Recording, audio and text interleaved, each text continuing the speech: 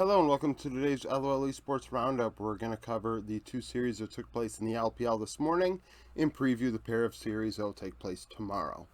Predictions, I'm 4-2. I went 1-1 on the day. I thought both would be 2-1 series. I was wrong on the RNG RA one in that regard. And then in the second one, I thought top would beat LNG, and we're going to get into that. So, RNG 2-0 Rare Atom, pretty one-sided. In terms of game two. Game one, back and forth in the beginning, but in the end, RNG were the better squad. LP in his RNG debut, 20 kills, 3 deaths, 15 assists, for a sizable 39% of RNG's damage. Way, 9-20 in the jungle was my MVP. Mole for Rare Atom went 3 kills, 10 deaths, 5 assists, 26% of damage. So, like I said yesterday, I'm not a big fan of Mole. I think Strive is better. Mole was not necessarily the issue today. I think the whole entire team sucked, but it doesn't help that Mole is in over Strive. RNG, just every which way you look at it, they're better. Now, game one was back and forth for the early to mid game. I mean, kills were close. Gold was close for quite a while. But the bot lane really didn't seem to get it going for Rare Atom when it mattered. Asim and Feather really struggling.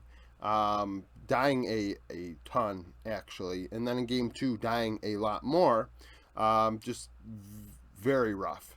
Honestly, I wonder if Balon would have been better. Only because, well, one, he could just be better than Feather. But two, there isn't a older player on the team. Like Mole is like 22, 23 years old. I think Balan is a little bit older, maybe 24, 25. And maybe that sort of experience alongside Asim would have been better than having Feather. I know Southwind last split wasn't great, and we were looking at him as that experience. But in the end, you put a rookie out there against LP and Lamau, and Lamau's Braum got the better of him in both games. RNG just doing a lot of work, breathing Way, going around the rift, making things happen. Way, really active, is Lan trying to play a carry-oriented jungler because that's what he does, and struggling because in the end that's what he is. He's very one-dimensional, which I think if you put Shun on a bad team like this, you'd see the same thing, which is why I don't put Shun high in my jungle rankings, because I think they're very similar players, and we know this goes beyond the Nidalee one trick deal, but just that they are in the same vein, the same type of player. I thought RNG would win 2-1 because I thought maybe Rare Atom, Zhaozhu on a decent team may be okay, Lan may be able to do something.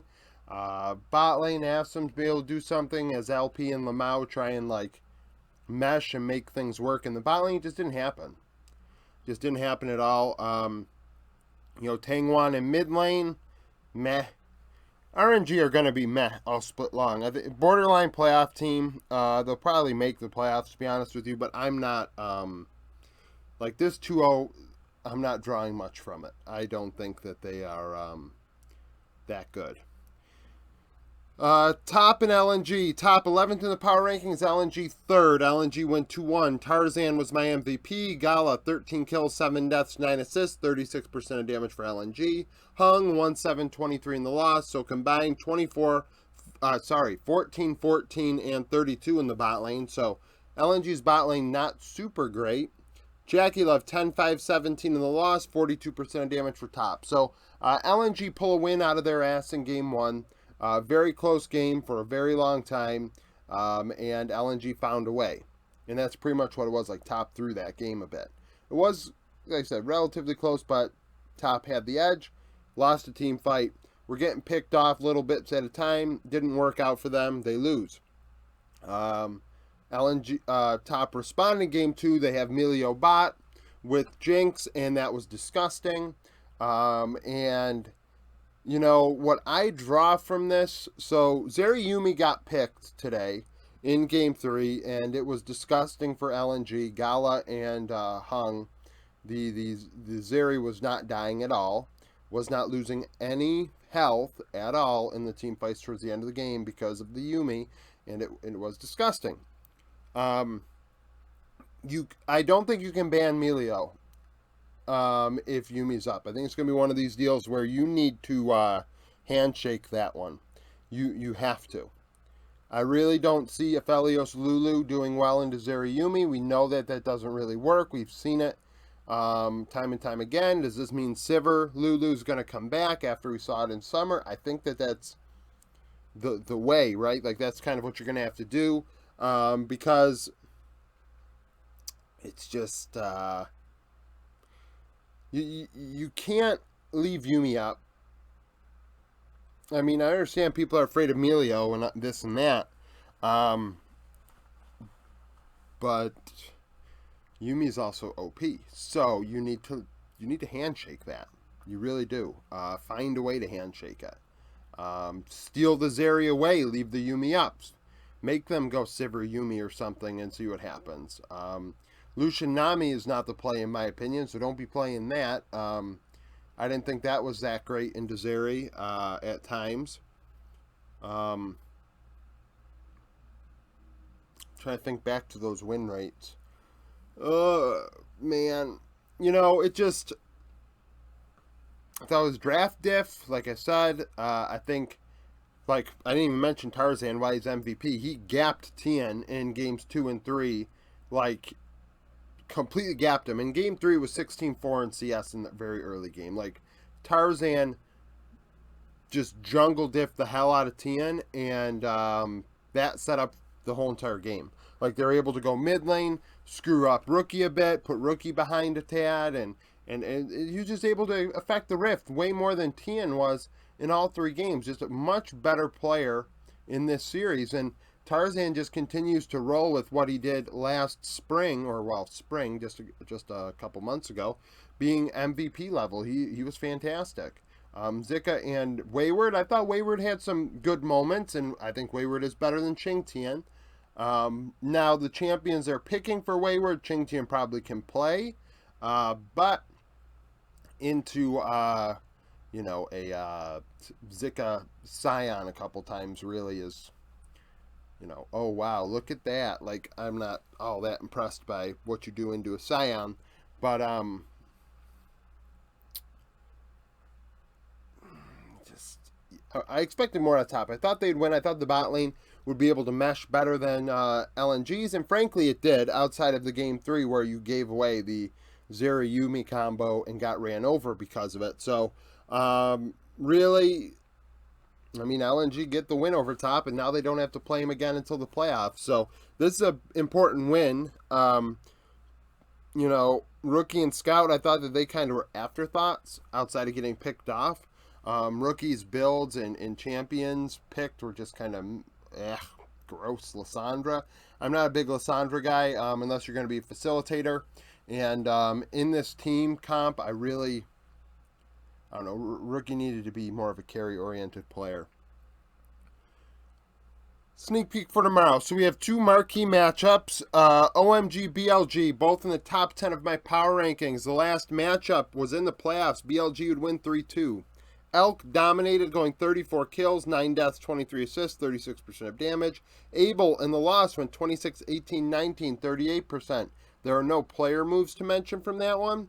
That is going to be an electric series. I'm excited for it. Unfortunately, today I didn't work. Today was my day off this week. So tomorrow I will be at work when this is going on, so I'll have to watch it when I get home. When I get home, I just turn on YouTube and watch the games before I make the video, not even looking at comments or Discord or social media or anything. And then, you know, it's not spoiled for me. But you know, I think that one's going to be very, very, very tight. Between 2 teams that took a big step, right? We expected BLG. I thought BLG would be a borderline Worlds contending team before the split even started. Obviously, by the end, I thought that they were very, very good. Now I have them 4th in the world. A lot of people upset by that. But I think that they don't realize how much a game can change over 3 patches. Regardless of like what we think the patches do, usually meta shifts occur, so patches do actually affect things. In OMG, took a very big step forward with PP God alongside Abel and bot lane. So that's going to be fun.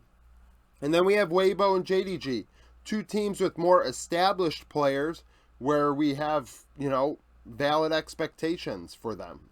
Players that should do well. The last time they played was in Spring Split. Both are top 10 in my power rankings. Weibo won 2-1. Weibo had the upset. Xiaohu went 16-9-11, 31% of damage in the win. Knight 12-7-17, only 21% of damage in the loss. So that's a matchup to watch. Xiaohu got the better of Knight last time. Obviously, Weibo, very coin flippy. This is Weibo's peak in, that they can be this good. Weibo have the players to be the best team in the world anytime they hit the rift. I do believe that. I believe they're capable. But that's not a likelihood. We're talking a 10% chance that they hit the lottery, because they have so many coin flip players. Weibo, I don't know if they're starting Karsa or Weiwei tomorrow. They have signed Weiwei. I doubt they play him. But after what TT did to me yesterday, or the day before, I forget which, I'm trying to eliminate. I think it was day one, so I'm just trying to forget that happened. I don't know who's going to play for Weibo in the jungle, but I think that one's going to be a fun series. That one's going to be interesting as well. So thank you for watching this video. If you liked it, like it. Subscribe to the channel for daily League of Legends content. Follow me on Twitter. Join the Discord. Earlier today, somebody commented and said they weren't going to join the Discord if it's not free. It is free. The link is in the description. Just you can join if you want to.